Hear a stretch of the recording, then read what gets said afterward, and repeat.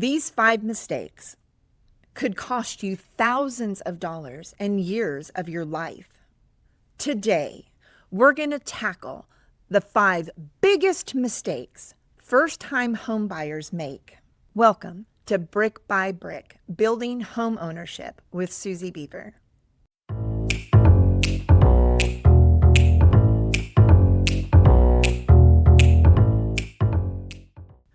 Being in the industry for 30 years, I've seen the good, the bad, and the ugly.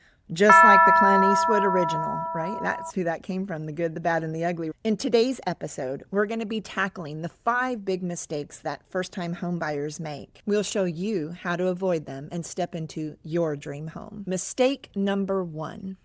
Not checking your credit and understanding its impact on your purchase ability. You could have a higher interest rate and definitely higher fees, or just a straight denial because of bad credit. Truth is, where your credit is today can get you into home ownership instantly, or we can create a plan to get your credit into position to purchase. The solution is to check your credit score early and often.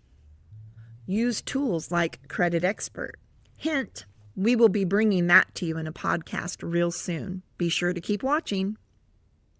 I've had countless stories where I've helped clients to overcome credit adversity because we're working on this together. They're gaining knowledge and understanding of how credit works and how to manage your credit, how much credit you should have, what types of credit you should have. All of that's very important information. It's not just, oh, I have a credit card, now I have great credit. It's so much more than that. It's about how you utilize your credit and the types of credit you have to build a strong credit portfolio. It also impacts your car insurance, your home insurance. It impacts whether or not you can turn the utilities on at your home. Credit affects so much in your life that revolve around purchasing a home or even just finding a place to rent. One of my most successful stories was someone dealing with cancer, and medical bills had just an onslaught of negative accounts on her credit report. When she came to me, she had less than a 500 credit score. Because they were medical debts, they actually were deleted off her credit report once they were paid. Her score went up over a 720, and she was able to purchase her first home. It took 2 years, but what a blessing to walk by her side for 2 years of encouragement and growth and actually help her dream for her family come true. It was so exciting, and I love that part about what we get to do. Mistake number 2, skipping your pre-approval. Most people, when they're going to buy their first home, think, oh, I need a realtor to find a home first. Wrong. The reality is that your real estate agent knows your name and what you're looking to purchase. And that's pretty much it. That's just based off what you're telling them. So of course they're going to show you homes based on what you're telling them. Where you should start with your pre-approval, work with a mortgage loan originator that actually asks you for more documentation than just your credit report. They need to see your financials. We talked about in our previous episode what it meant to be pre-approved.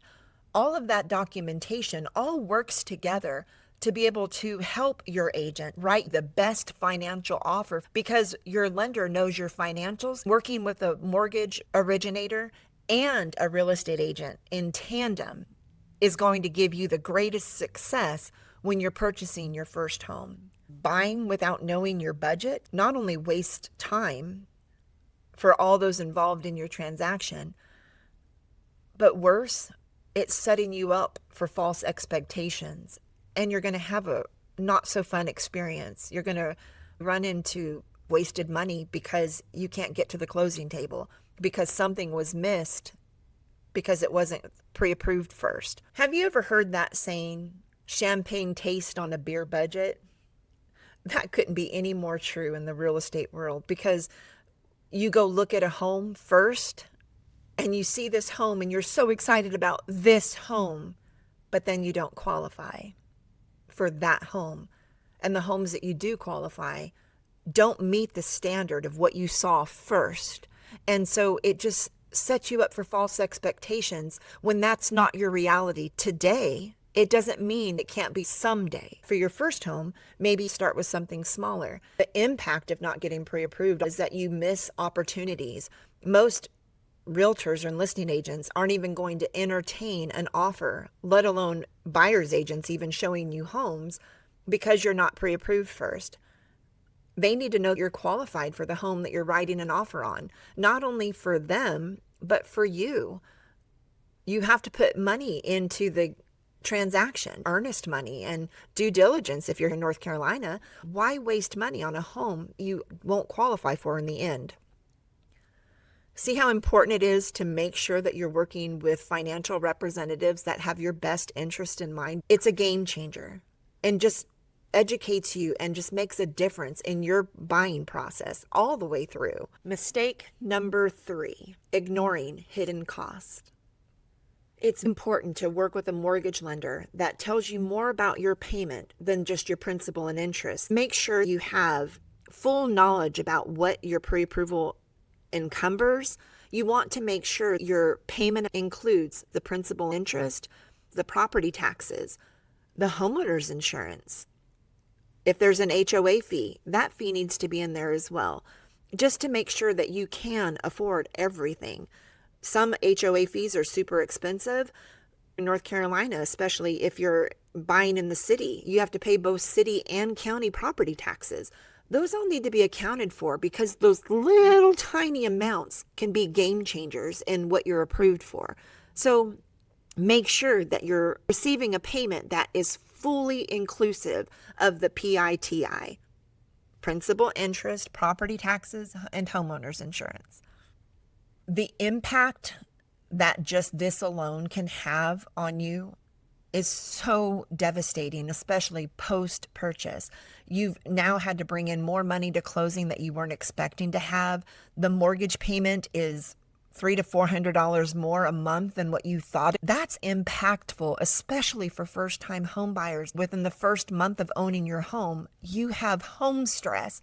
The goal is to get you a home that you qualify for so that you can start building your net equity and your growth financially. That's the goal, not the first month of home ownership to be stuck and wondering, how am I going to afford this? That's a poor experience that we don't want for you. Budget for the extras. Ask us for a breakdown. What are the costs going to be? What are the costs moving forward? How is this going to impact your monthly budget? These are all important questions in the pre-approval process. With faith and planning, you'll be ready for every surprise. Remember, you're not on this journey alone. Ask questions that might seem ridiculous or that you're afraid to ask. Knowledge is power, and we want to empower you to have a successful experience. Mistake number 4, not researching neighborhoods. Most think when buying a house, they need to focus on the house only. That's just not true. In real estate, there's a term, location, location, location. And it's so valid because it is school districts, whether or not there's city taxes or just county taxes. Is there going to be a highway coming through soon? Learning about the property during your discovery period, or even making sure you're finding areas that you want to consider before you actually start looking. Don't narrow in on the house and just decide, oh, this is it for me, because it could be one of the worst neighborhoods. It could be something with a new freeway coming through that no one expected, but they knew they were planning on the next 10 years. You want to purchase a home you can resell for your next investment, for a move-up purchase, or say that you got relocated and you have to move out of state. You need to be able to sell that home. So it's just as important. Pay attention to the surroundings. Drive the neighborhoods. Do you feel safe there? Does it seem like there's a lot happening? Does it seem like there's growth that's going to be happening that you want to be a part of? Or is there growth that's happening that you want nothing to do with? So, it just makes sense to just look where you're going to be purchasing and take that into consideration too. The solution is to visit the neighborhoods, talk to locals, visit a coffee shop, and pray for the right fit. We're here as your real estate professionals to help you find the best location for you and your family. Mistake number 5, rushing the decision. We all find ourselves in situations where we think this is it. This is the house. We overbid or stress so much that we make poor decisions. There's a reason that house was not for you. I've seen it time and time and time again. You don't want, before you even get to the closing table of your new home, to carry any regrets with you in that. The home buying process is not perfect. There's going to be bumps and bruises along the way. But when you rush and buy on impulse, especially a home, a car you can do that with, and that is in itself is a big mistake a lot of times. But buying a house, that can impact you financially. It can impact you for resale. It can just impact your mental state and your way of life. This is not something that you rush into. And when you rush, mistakes are made. Poor decisions are just the result of rushing. The impact is you have remorse moving into your new home, or you've overpaid for a property that might not be worth that. Solution to this is take your time. It's okay to go back and revisit 2, 3 times. Drive by in the morning, noon, and night. See what's happening around that home and in the area. You can lean on your real estate professionals for advice and guidance, and let us help you find the right home for you. God already has the perfect house picked out for you. Trust He has the best for you in every situation, in every level of your life.